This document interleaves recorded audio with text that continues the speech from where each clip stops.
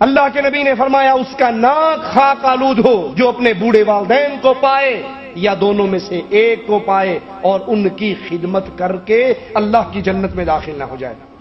حسن بصری رحمہ اللہ کی والدہ جب فوت ہوئی اور انہیں دفن کر دیا گیا تو بہت روئے، بہت روئے۔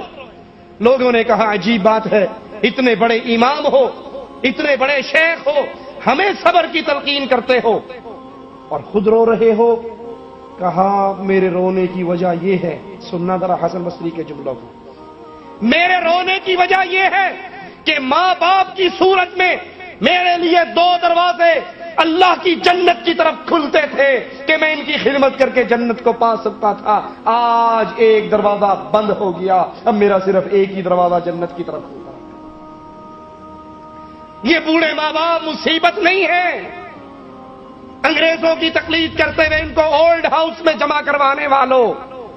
ان کو بوڑھے خانے میں پھینک آنے والوں، آج تم ان کے ساتھ یہ سلوک کرو گے، کل تمہاری اولاد تمہارے ساتھ یہ سلوک کرے گی۔ یہ اللہ کی رحمت ہے، یہ اللہ کی نعمت ہے، یہ اللہ کی عطا ہے۔ حسن بصری کہہ رہے ہیں میری ماں اور میرے باپ کی صورت میں میرے لیے جنت کے دو دروازے کھلے تھے اور ایک کے موت ہونے سے آج جنت کا دروازہ بند ہو گیا۔ ماں باپ کی خدمت،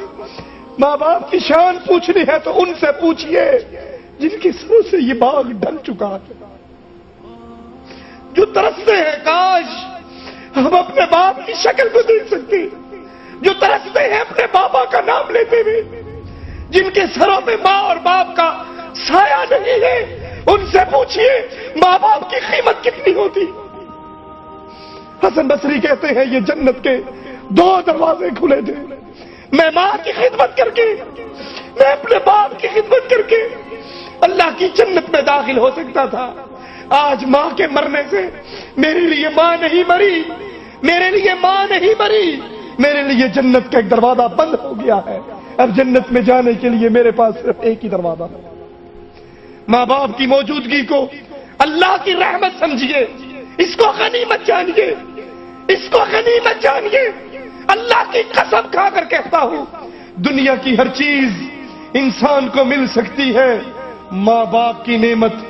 گزر جانے کے بعد دوبارہ نہیں مل سکتی۔ اپنی بیویوں کے لیے ماں کو ٹھوکریں مارنے والوں، اپنی بیویوں کے لیے ماں سے ناراض ہونے والوں، تم ایک بیوی کو طلاق دے دو،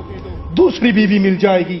اولاد کو چھوڑ دو اور اولاد مل جائے گی، مال برباد ہوتا ہے اور مال مل جائے گا، لیکن اگر ماں کا سایہ اٹھ گیا ساری عمر تڑپتے گزر جائے گی، ماں دوبارہ نصیب نہیں ہوگی۔ اس ماں کی قدر کیجئے،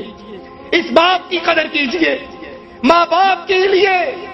اپنے ہاتھوں کو کھولیے،